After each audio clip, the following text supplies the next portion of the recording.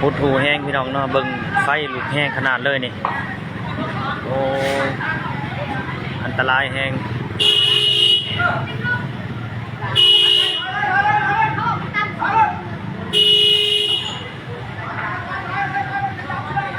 โอ้ลุกแห้งเนี่ยเสียดายเพื่อนได้พี่น้องเลย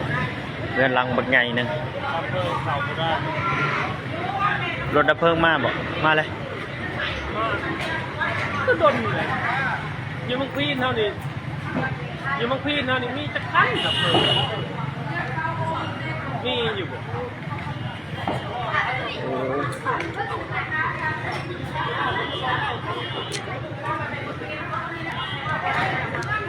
นี่ก็คือเหตุการณ์ไฟไหม้พี่น้องไฟไหม้อยู่บ้านบ้านยังไฟไหม้อยู่เซธมวกพี่น้องเลยหดหูแห้งโอ้สิได้เด้พี่น้องเนาะเฮือนลังบักใหญ่กว่าสิได้เฮือนซ้ำนี่ก็พอแห้งไอ้ละใหม่ละจอนเพิ่งข้างในมีแต่ไหม้หมด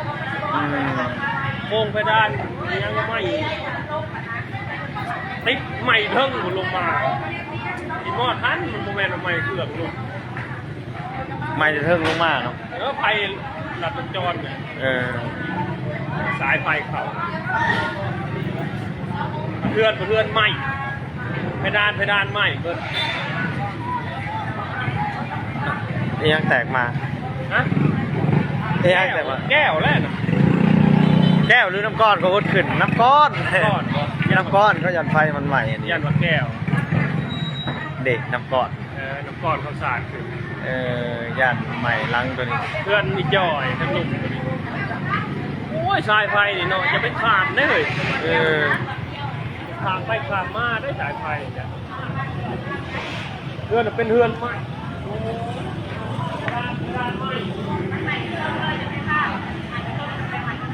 ไฟเขาหมด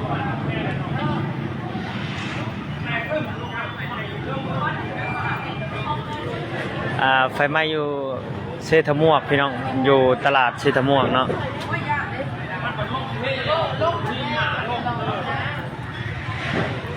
ไฟลุกแห้งพี่น้องเลยไฟฟ้า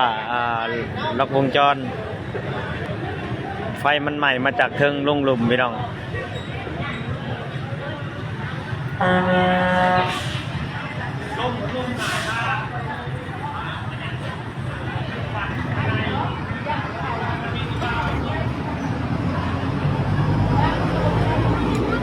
บอกกล้าเข้าใกล้พี่น้องเลย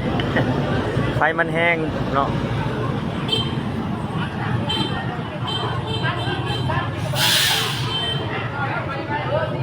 อยู่เซธมวกเด้อนี่ใกล้ๆตลาดเซธมวกพี่น้องอยู่เซธมวกอยู่ตลาดใหม่เซธมวก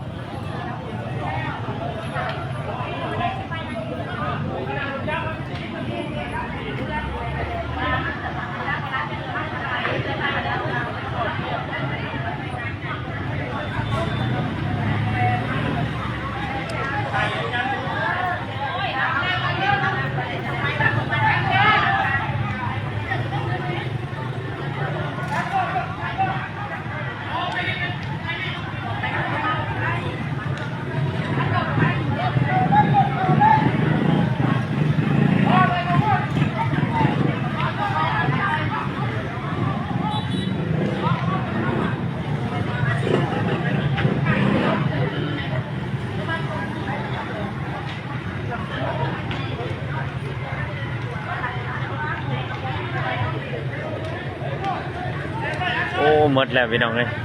ไฟใหม่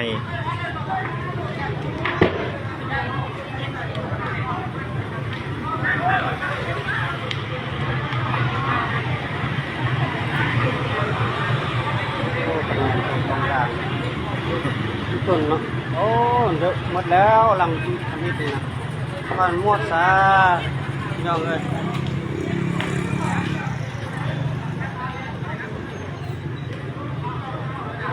ดีเลยน้องว่าเพื่อนมันห่างกันแน่หนึ่งเนาะเพราะว่าติดกันนี่เรียบร้อยเลยนี่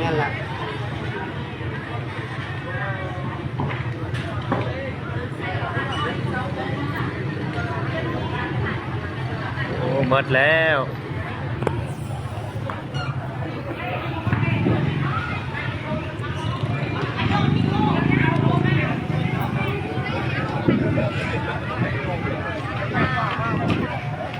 ถึงมาแล้ว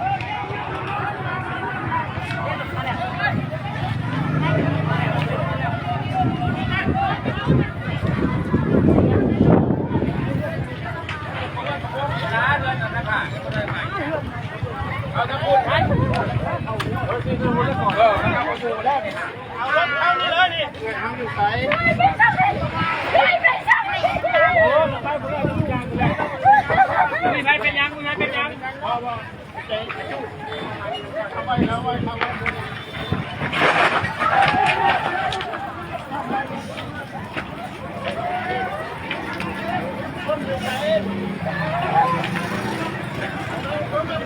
ตอนนี้รถดับเพลิงมาแล้วพี่น้องเอ้ย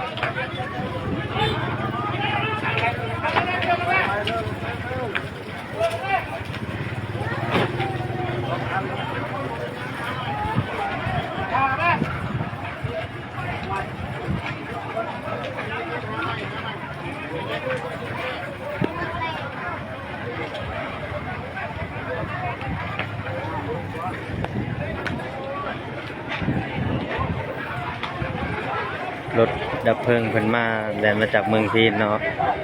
มาบ่ทันสับมันใหม่ไปแล้วพี่น้องเอ้ยโอ้เป็นน่าสงสารเจ้าของเรือนนี่